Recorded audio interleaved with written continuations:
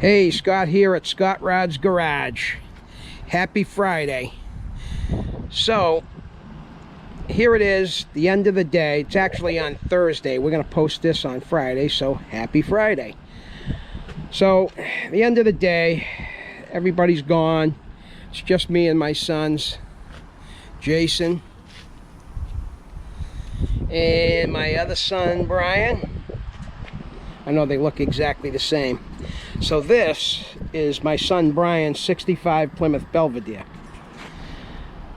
So we got this car for Brian as a rolling chassis when he was 13 years old.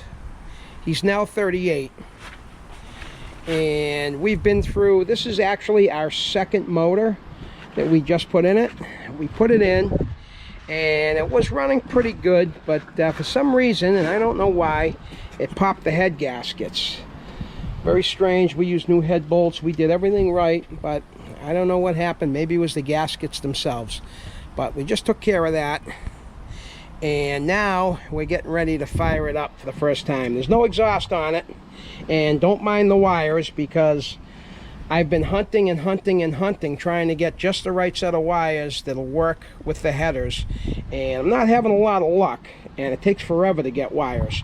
So what I did was I just grabbed a mismatch of whatever I had kicking around just to get them on here for now. I'm hoping to get another set, complete set. This is actually a brand new set of high performance red wires. I want to put more red wires on this. So hopefully I can get some with, maybe I'll have to get a custom set with multi-angled boots to get them the way that I want them so they don't burn off. So we're going to give this car the first test fire. So on a count of three, Bri, we're going to fire this puppy up. 1, 2, 3.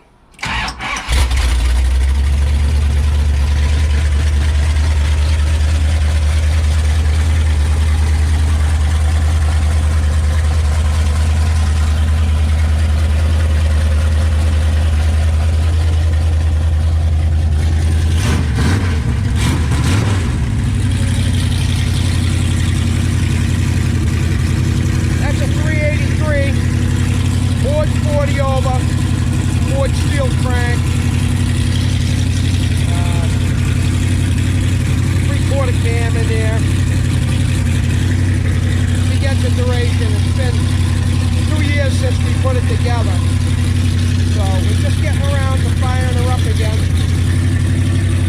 And now we're going to do some paint and body work on it and finish up the interior, which is worn. We got a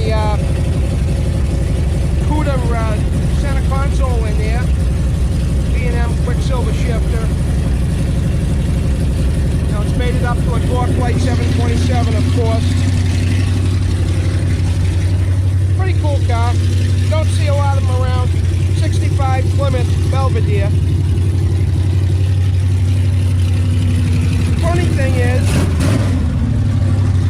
like every one of these I see, whether it be in a magazine or, you know, in a car show or something, they're always roughly this color.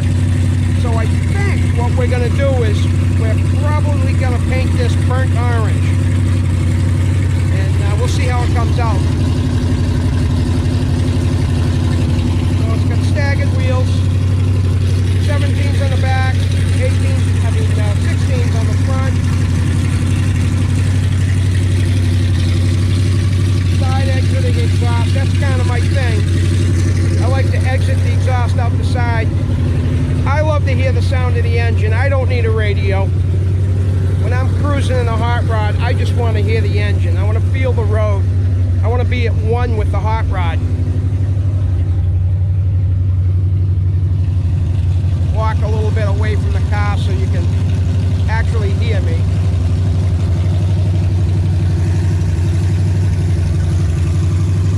That's it.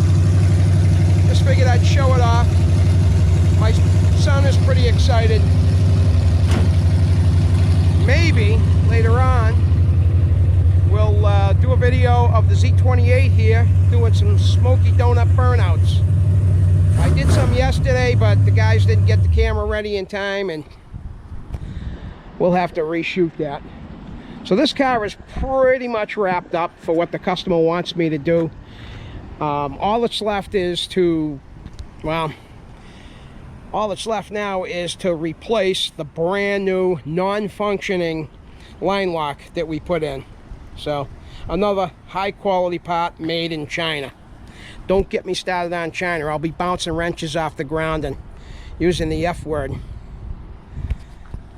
But that'll be next. We'll show that off. And then we got the 87 Mustang here, which I'm at a loss for words at what happened with this thing. Gentleman bought this car as is, as seen. Open that hood up for me. And evidently the person who owned it before him knew practically nothing or less than that about cars, and just cobbled it together with a bunch of bolt-on parts. Didn't know what he was doing. At least I'm praying that this wasn't a garage that put this thing together. Look at the intake gaskets on this thing. I mean, this thing is a mess. Somebody put a cam in it.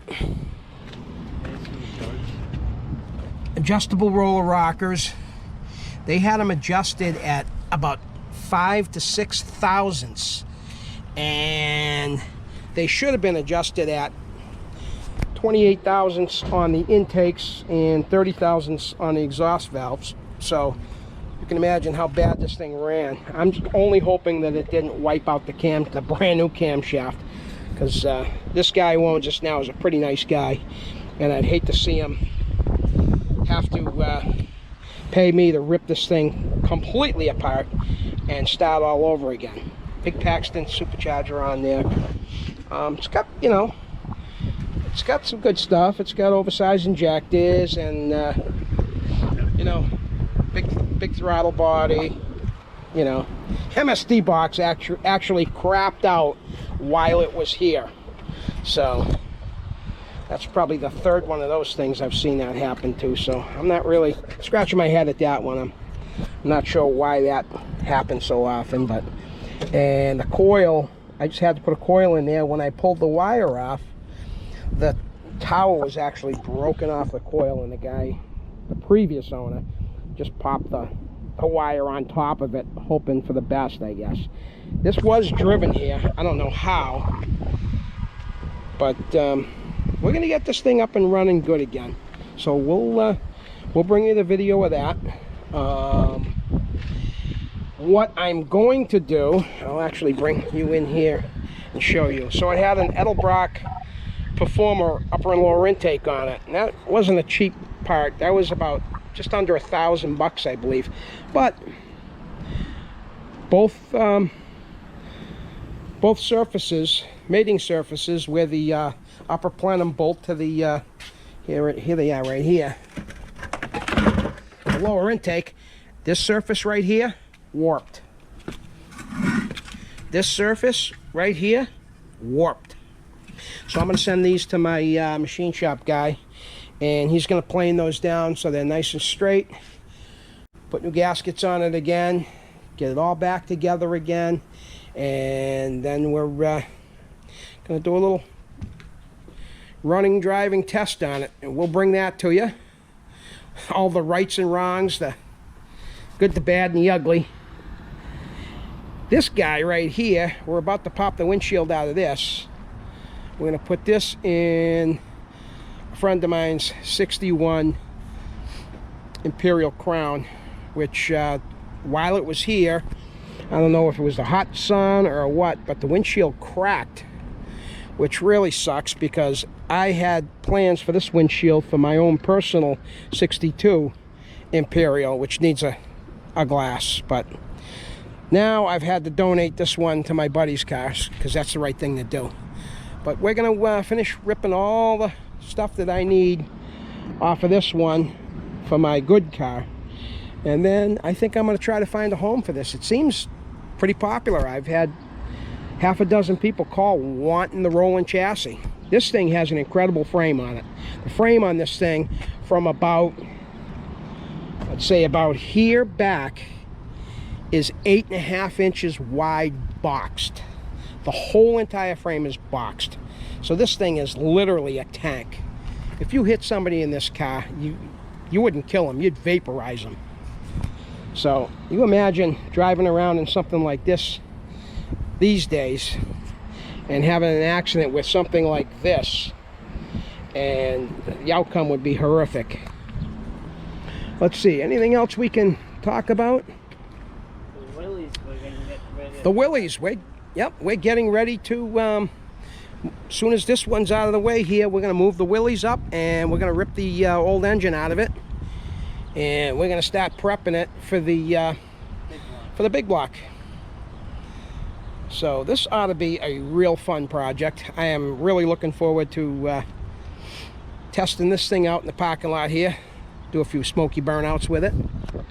This guy right here is coming off the trailer finally. After being here for about 6 months, this guy is coming off the trailer, I'm sorry. And we are basically going to cut out the floor. We're going to cut out the trunk. We're going to replace those panels along with the unibody rails on both sides and the back, and tuck some brand new springs underneath there. Get this thing safe to go down the road, and then we are going to fire this guy up. This car hasn't run in 20 years, so we are going to bring you that as it happens, and we'll see if we can fire this bad Larry up. Tons and tons of body work to be done, but we're going to do it all here. Everything, soup to nuts. Again, this car inside of a garage, 20 years, so it is about to come back to life. Also, a little treat for you. I believe in around the beginning of September, we're going to visit a guy's house where in his barn he has a 68 convertible Camaro that has been in his family since brand new.